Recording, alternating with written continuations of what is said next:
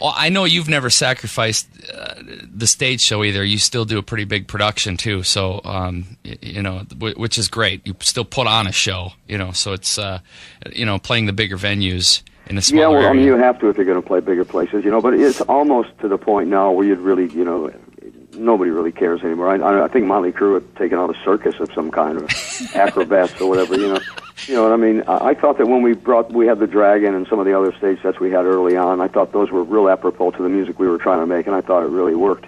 And I would have liked to have been able to continue on with that and make them even more and more lavish. But, that didn't happen. People started to say, we don't want to see all that anymore. Where's the music? Well, we always gave the music, and now they're, it's not that great a production. So you get kind of into that routine of, well, you don't really need it if you're good, which is, I guess, at the end of the day is the point. But if kids are going to spend a lot of money for a ticket, I always wanted to be able to give them something a little bit more than just seeing the band play. Mm-hmm. But, sometimes that's impossible. Yeah, exactly.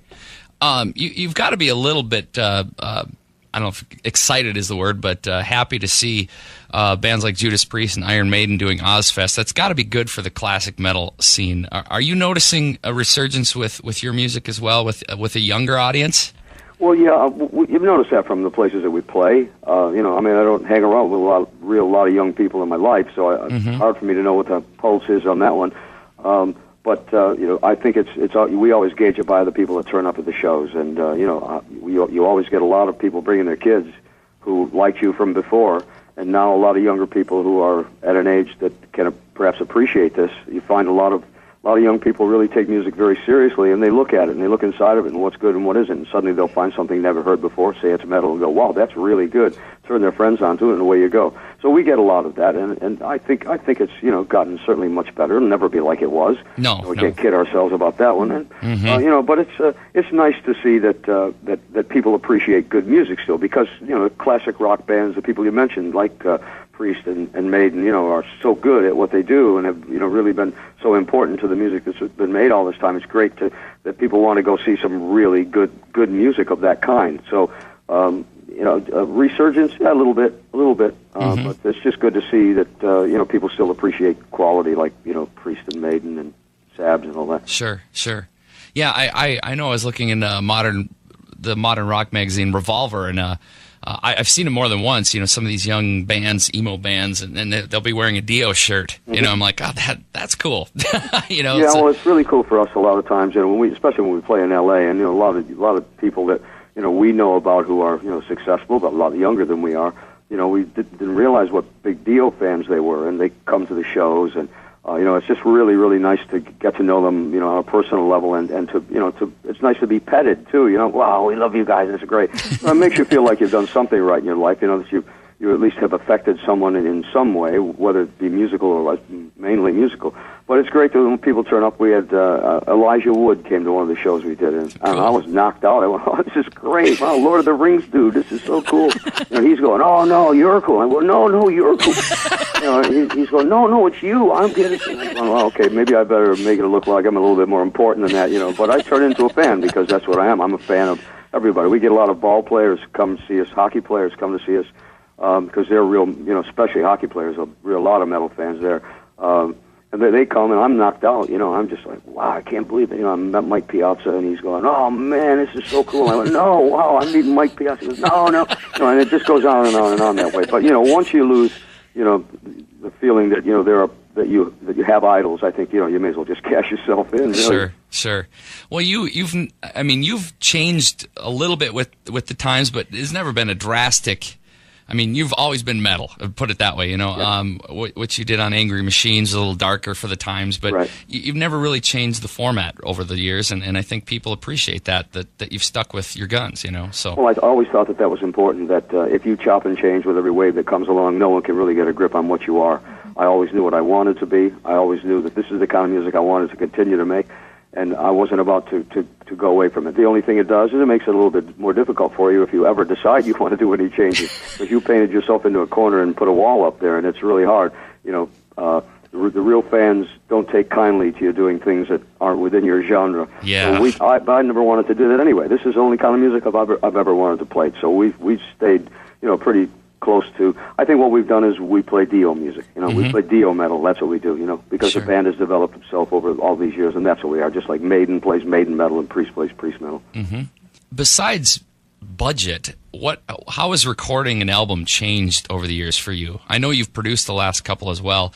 What are the main changes you've seen since you did Holy Diver and your more recent albums? Well, there was quite a bit of money to do Holy Diver, a lot more than we really needed to do it at that particular time. But when you first start out doing that, and I produce all the albums virtually that we've done.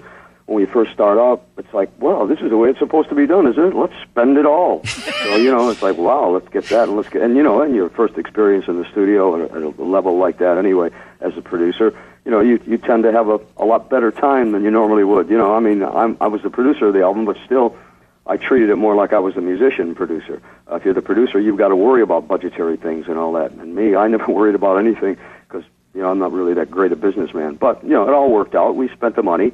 And, and the budgets kept going up and up and up and up until they got to be, astronomical. And you could do the same product for, so much smaller money. But, hey, that's why they give you more money in your budget because, they want you to be there. So certainly the budget's dwindled, but, nothing has changed for me, really. I think because I've always done it myself, you right away are taking away a $250,000 to $500,000 plus points from a producer that you might hire, who might be, obviously a great producer, but do you need him? Well, I don't think that we need a producer because I've really tailored this music to make it Dio music. So who knows better than me to do it? And I think I've always given good product to people. They always sound good. They're always good and heavy. So that's never been a problem. So the budgetary thing has not been that I've had to spend extra money for someone else. Again, so the only differences to me in the studio are everything's going digital. That's what I was going to ask you about. Only difference. Yeah. As far as the rest of it goes, we go to a studio. I mean, I have a digital studio in my home, but I wouldn't record an album there. I'm not good enough to do that. I'm not a good enough engineer. We use a great engineer, and that's so important. But going there, everything has really become digital, and I understand that, and I balked at it like, most musicians of my genre, of my age did.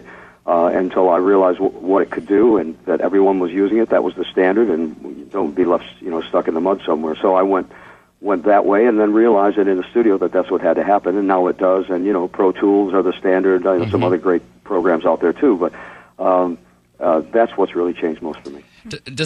Is digital caught up with analog yet? Because analog still has that warm sound. It's just you see what analog's got is a noisy sound. The analog's got all that tape noise on it, all that hissy noise on it, and that's what makes it sound good. So, that's so easy to build that in just, to a digital format. You can just revert it back to analog if you want to, but that's what gave it that sound. Sure. And, it's possible to recreate that. That's not a problem. I thought it was going to be drastically different, and truthfully, I listened to it and said, wow, I like that sound. It's so clean. I can hear everything, and now I can do what I want to that sound. A lot of times with analog, you just run into those problems. And, there are very, very few places here, even here in Los Angeles, I think the last one just closed, where you can still buy 2-inch tape to go from a 24-track master on a 2-inch tape. They've stopped manufacturing them. So, we've all got to get used to the fact that our music's going to be a bit cleaner than it used to be. Yep, exactly. That's just the way it is. Yep. I know Master of the Moon is still a relatively new album. Have you started writing any new material? Or do you ever stop writing? Well, we've been working on this. We're doing a charity piece. We did, in 1985, we did Hearing Aid.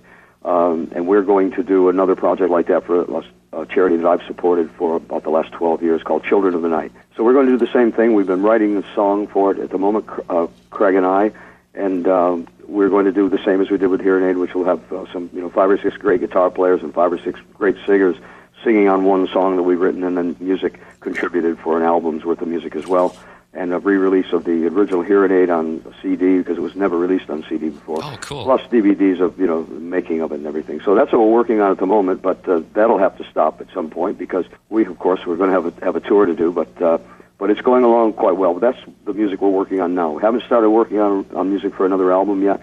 Because we don't ever do that until it's time to do the album. Okay, finished touring, what are we doing now? Oh, we're doing an album. Okay. Fine, time to write. Then you can focus. Otherwise, I can't focus. Ronnie, I know you got a lot of these to do. This has been so cool, I can't tell you. I'll probably come down in a couple hours and go, we finally got it. I told you it was going to be easy, though, didn't I? Yes, you did. I'm a great interviewer. I really am, because I never stop talking. No, that was perfect, and hopefully we covered all the bases and everything you got going on, and we'll keep pushing you, man. Thank you so much, Torch. Thanks, man. Okay. Yep, bye now. See you, guy. Bye.